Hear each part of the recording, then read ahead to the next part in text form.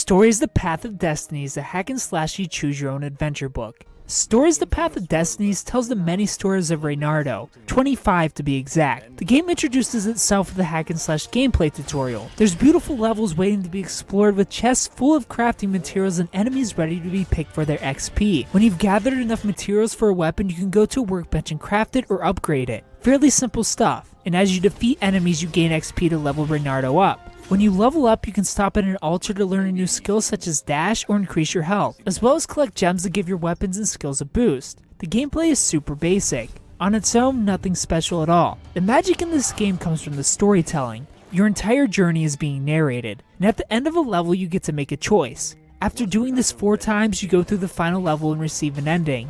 But this isn't the ending.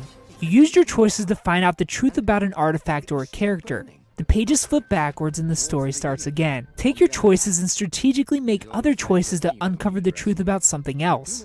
Once you've uncovered the 4 different truths with 24 possible different endings, the book starts over one last time for you to take what you learned from these 4 truths and use this knowledge to take the right path towards the definitive ending. I love this idea, and I love the fact that I can play through the story 24 times to hear new jokes and hear how different choices play out. In fact, I was almost certain the storytelling and narration was good enough on its own for the gameplay to not even matter. Luckily, the variety of choices can change up sections of the levels you see. The sword upgrades, for example, will unlock matching element doors that you couldn't go through before just to change your path up a bit. But by the time I got to my 4th story run out of 5, I was pretty much over the gameplay. It's far too repetitive to play for a possible 25 hours to see and hear all there is. A fast forward summary option would have been greatly appreciated for skipping a choice you've already made in a certain sequence. For example, I'd much rather not have to play the same 3 choices 2 times in a row just to see a different ending, and then do it all again, this time changing the 3rd choice, and again changing the 3rd and 4th. I've heard it all, give me the credit. I love the storytelling and the idea of having to learn from your mistakes of past playthroughs,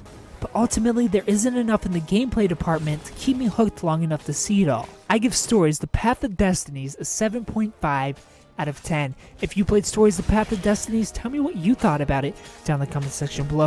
If you haven't played it, tell me if you plan on picking it up. Thumbs up if you like the video, subscribe if you're new to the channel, and tune in Monday for first impressions where we find out what game we're playing next. Thanks for watching.